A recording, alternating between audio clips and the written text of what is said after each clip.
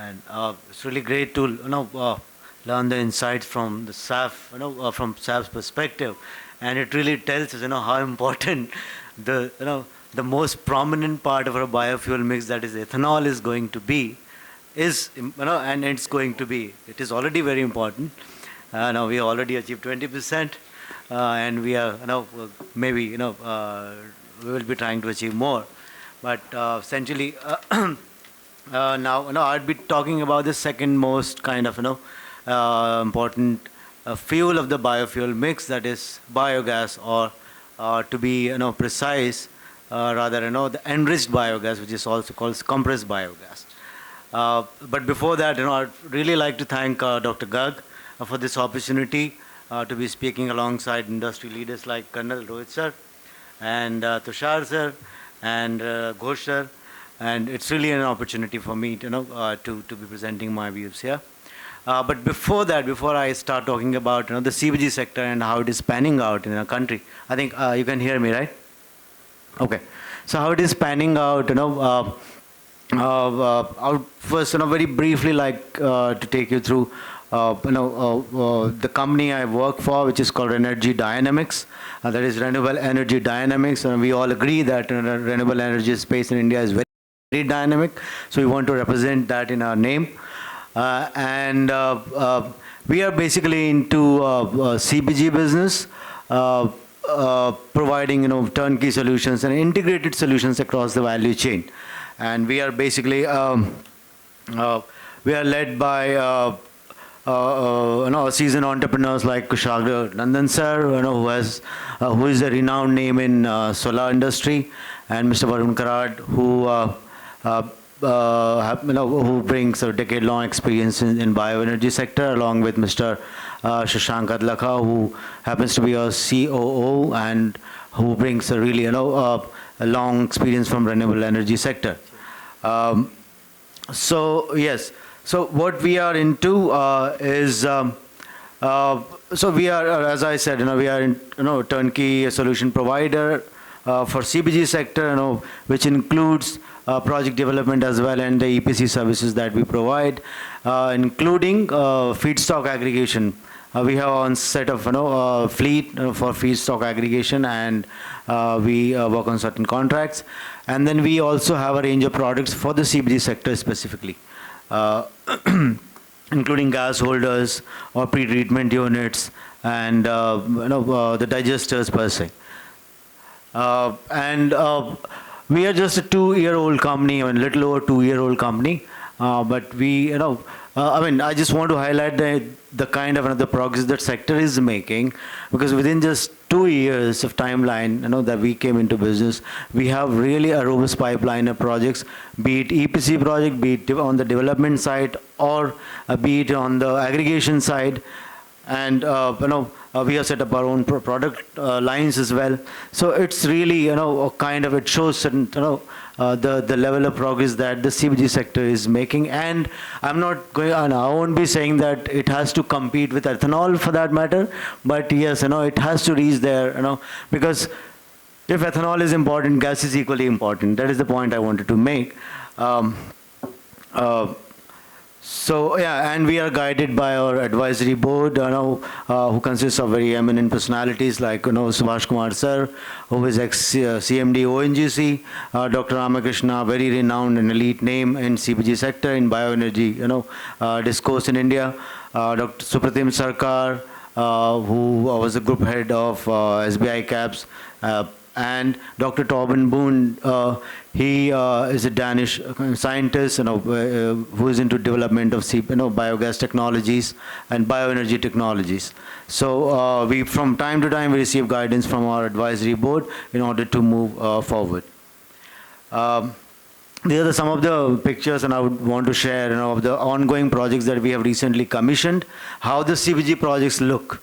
The small, the large scale projects. This is 21 TPD project based on paddy straw and napier grass that we are doing for Reliance in Nagothane. This unit is being set up in Nagothane. We have recently commissioned it. Mechanical completion has just happened along with flaring of gas. So I just wanted to because a lot of people I meet, they keep asking, whether there is a large plant in India whether anything is working and if, for example, Pratham was just asking, where can I take my students for a visit to CBG plant? I said, I can recommend you some plants, but they are small scale, but the larger ones they'll find, at little far off distance. So, yeah. So this is the kind of awareness we have as of now. So there's the picture, and I just wanted to show that this is the large plant look like. They'll have number of digesters, they'll have number of other things, and this is kind of state of art plant that we are developing for Reliance, with fully automation and this everything that is there. And obviously, needless to say, it costs money to bring that kind of state of the art plant with sophisticated technologies. And also, as I said earlier, we are into feedstock aggregation because this is one bottleneck. Even if we have, maybe, we are, currently we have 100 odd, functional plants, but if you look at the capacity utilization, that is not very significant as of now, just because, everybody is struggling with the feedstock, especially the plant designed on, agri-residues. MSW-based plants are maybe doing okay, but agri-residue-based plants are really struggling because there is no a kind of facility or arrangement or access to machinery to farmers or even small aggregators to actually have access to these collection machineries on time, because they just get on a 30-40 days window for collection of biomass, and if they don't have access to the machinery, they cannot, and the entire feedstock goes for a toss. They either burn it or they do something else with it, but it doesn't come to the industry. So that is where the major the bottleneck is. So we also have on a fleet of 56 machines that we imported from Germany, and we provide this service of collection of biomass, baling, and supply, in order to manage, the supply chain of feedstock for the industry that are already operating.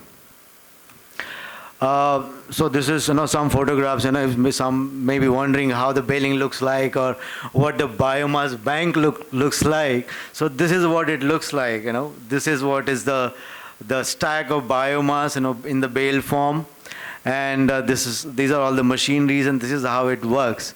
I mean, this is something else, that one should go to the field while it is in operation and see how it works, and it's really face to eyes, I would say.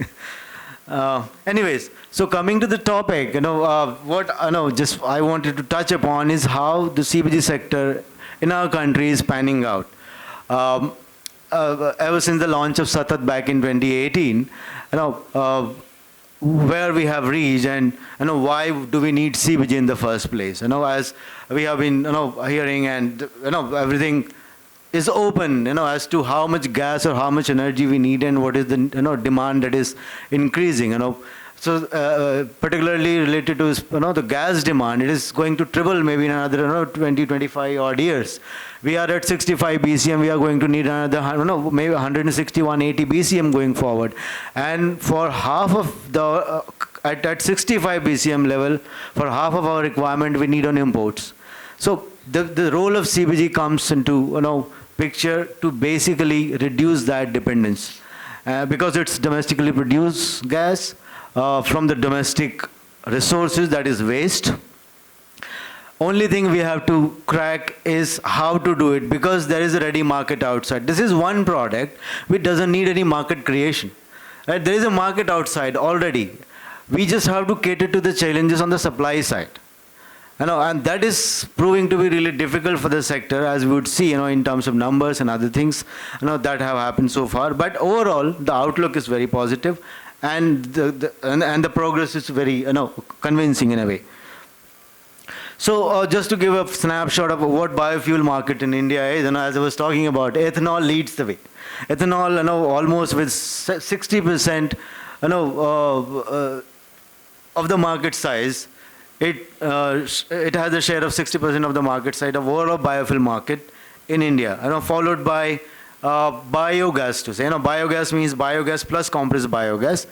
So, and biodiesel is a distant thought again. I mean, it would take some time to even, come at let's say, to be main topic of the discourse. So yeah, we will give it a pause for now. But yes, ethanol and biogas or CBG. So this is what the market segment looks like as of now. So we are just half what the market size for ethanol is, and that is where we want to go. We want to be equally, important as ethanol. And for just to give this understanding what biogas and what is the differentiator between biogas and CBG is, so it's all about methane content. Raw biogas has about 55 to 65% of methane, and when it is enriched or upgraded to the purity of more than 90%, it is and compressed at certain pressure level, it is CBG, which is easy for transportation and other things. So that basically results into a very prominent differentiator in terms of energy value. So if biogas offers around 20 megajoule per kg, CBG offers just double and 2 or 2.5 times as much. So that is why CBG makes more sense in a way.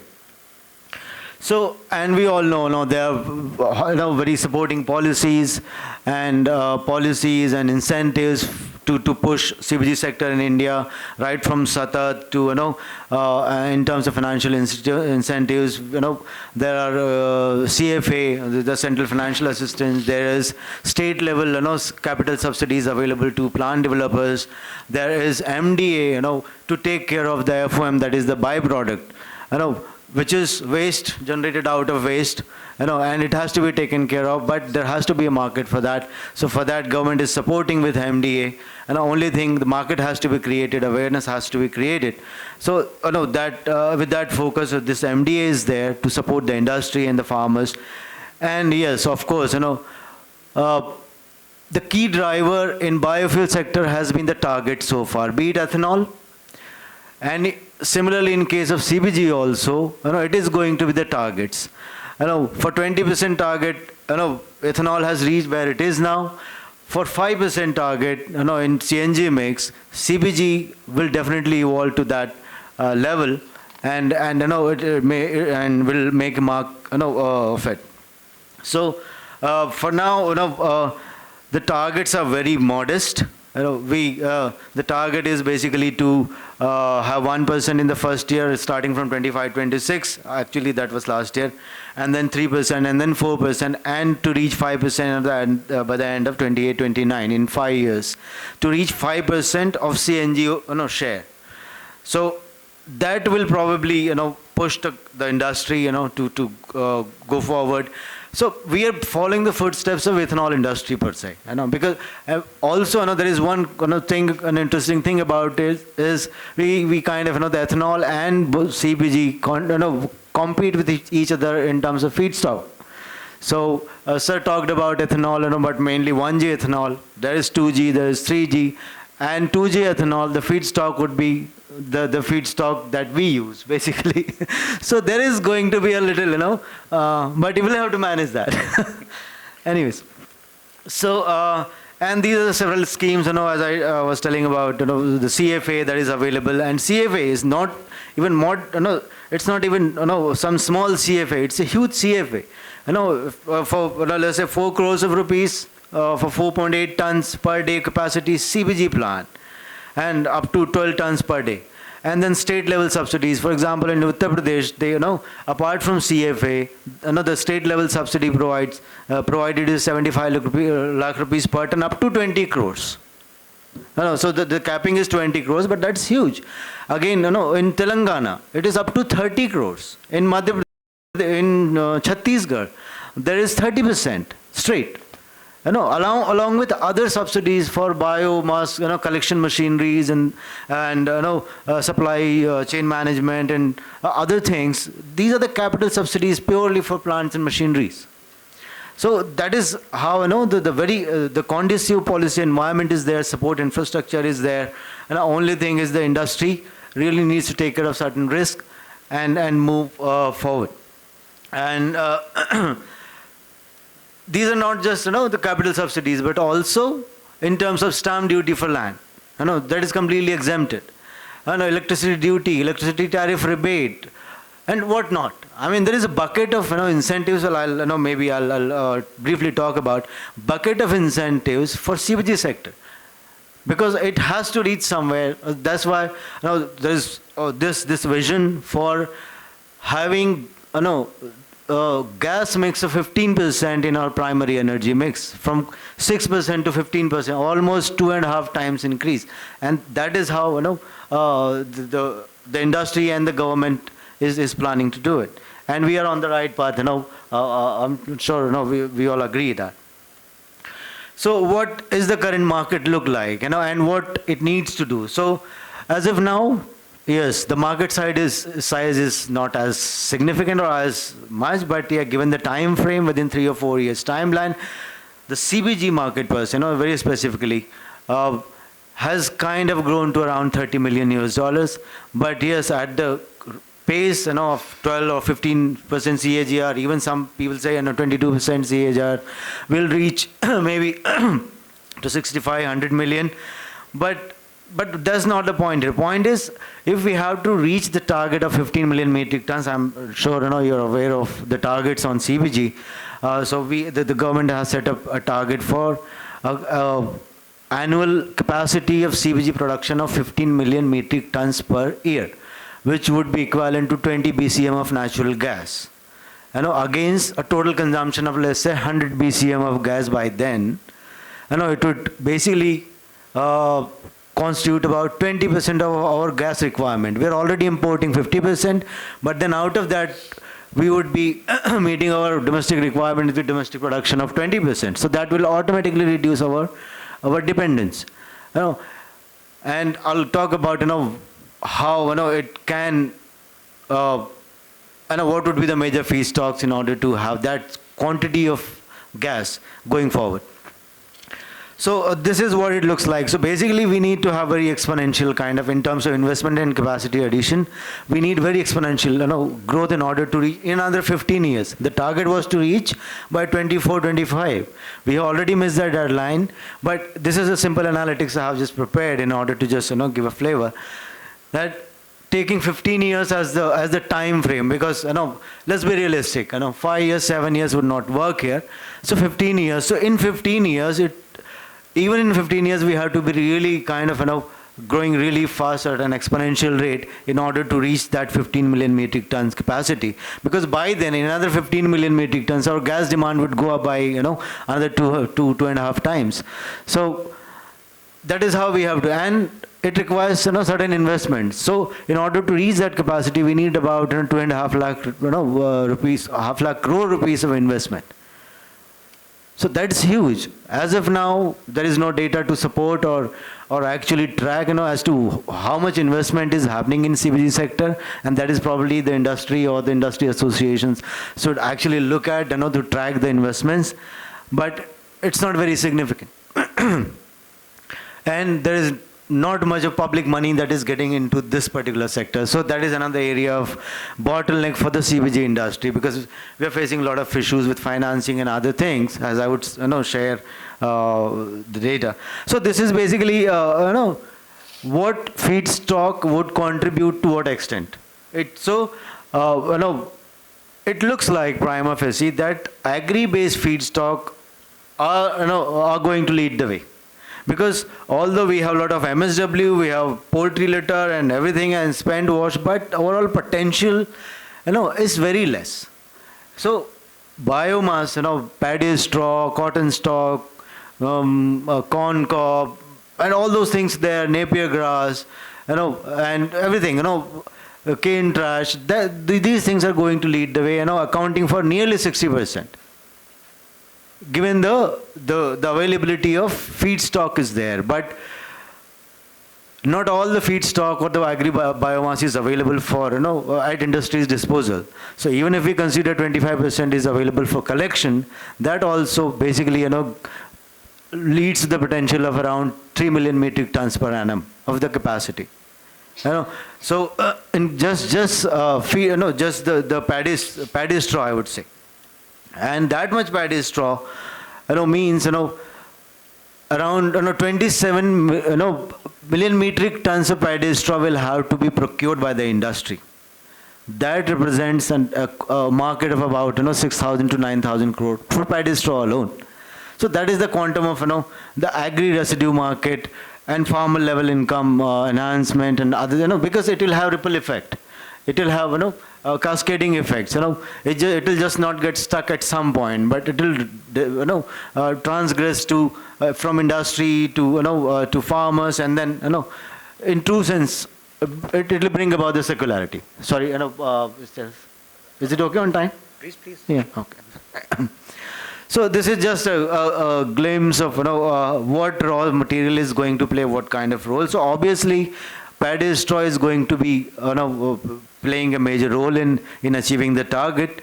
And if I have to talk about what is the current status, so there are umpteen number of plants coming up, from very small scale to large scale plants coming up, so to say.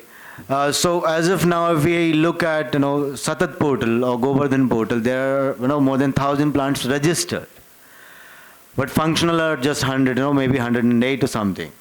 Rest are either yet to start construction or under construction. So I've done certain analysis, which says that roughly about 65% of the registered plants are yet to undergo or yet to reach that stage of construction, not even commissioning. They have to break the ground, the 65%. And the functional ones are just 10% of the registered ones. And around 25% are under construction. So if the 65% are yet to get into that construction phase, so we really, as industry have to sit together and understand what is that, or what are the concerns and issues that the projects are struggling to even break the ground. If 65% projects are there, and there is certain discrepancy. I mean, there are so many data sources here. So the Govardhan is one central data source, Govardhan portal, but there is again MNRE's Biourja portal, which suggests something else. So despite of such huge kind of CFA available and significant CFA available, the total number of plants registered at MNRE Biourja portal, which is the requirement to avail any CFA or central financial assistance, is just 95. Satat Govardhan says 1,154 plants, and MNRE says just 95 plants. I mean, 900 plants are not at all interested in CFA, or what is happening. So we really have to understand. Rohit sir, I'm sorry. We really have to understand what is happening here in terms of administrative kind of things, and we ourselves are struggling in terms of project approvals.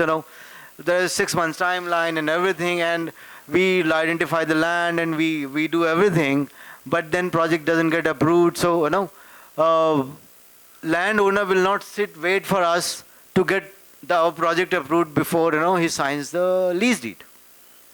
So these are some administrative things that really need, we have to kind of speed up the approval process. We are really struggling with these kind of things, and that is why we are not able to break the ground. So if we are not, there may be other kind of players who are facing similar kind of challenges and issues. So that 65% is a huge chunk, because that represents overall project, the capacity of the plant capacity is around 8,000 TPD, which is around, if operates for 300 odd years, it roughly, equates to around 250,000 tons of gas. And our target is to reach 15 million. We are not yet there, but progress is there. But we have to take care of these certain things, in order to expedite. Otherwise, in another 15 years, we'll be there at 1 million ton. And capacity utilization is another issue, that the plants are facing, which are working, be it MSW based, be it agri feedstock based. So there are challenges, I am not saying, and we cannot kind of ignore those challenges. There are challenges, but I think there need to be solutions as well, because the data otherwise say different things. And even in terms of capacity of that 61% of the plant capacity, that 61% is yet to see the ground. So it's just, how we want to go about it. So that is what. And there are different portals, there are different things, and UPNEDA has different portal for registration, approval, MNRE has different, Govardhan is different thing. It is not for approval, but it's for information sharing and all. But there's a lot of discrepancy.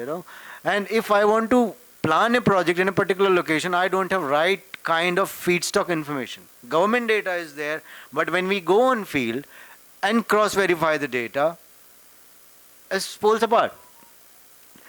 So, there is some, needs to be uniformity, because it will affect not just CBG sector, it will also affect ethanol sector, sir. Right? So, data, information, right kind of administrative support, it is there. Policies are there, everything is there, there is timeline, there is everything. But, no, I don't want to be really explicit, but yes, we need really that robust kind of, mechanism to accelerate things, so that we don't have to wait for one project approval for 6 months. Otherwise, some other industry will take that land that we have identified. And they will say, okay, no. And then, administration, we get follow-up calls. What is happening on the project? So it's really difficult to. No, ethanol sector, we took 40 years. Yes. So But the ecosystem established, it should be in 10 years. Yeah. Minimum. Yes, so we cannot actually, follow the same footsteps, right? There has to be the use of learning curve. Okay, so I'll be very quick, sir. But there are a lot of things to say. But yes, these are, the summary of challenges that we are facing as developer, as technology provider, as feedstock aggregator. As I said in the beginning, the market is ready out there. We just have to cater to that demand, solving our, the supply side challenges. And these are the challenges from on the supply side. Little bit on the offtake side, but I think it has been taken care of with the introduction of supply or pay, take or pay. But yes, that work is in progress. But yes, a lot of things, and government is very proactive. As you say, you're leading this initiative, and whenever some policy recommendation goes out to the government, they come back very positively. But the time is of essence, right? So we have to really expedite and accelerate things. Because as a developer, we are struggling on some projects that we are trying to develop. So probably, from there it comes. And yes, so these are the critical challenges, and how we are, in terms of technology, how REnergy Dynamics is trying to solve those challenges in terms of, supply chain management, in terms of, replacing concrete digesters, which are carbon intensive, with, more kind of, flexible MS tanks digester, with indigenous pre-treatment technologies, and and operation and maintenance support as well. So that would be it, from my side, and I'll be really happy to take questions if there is any. Thank you so much.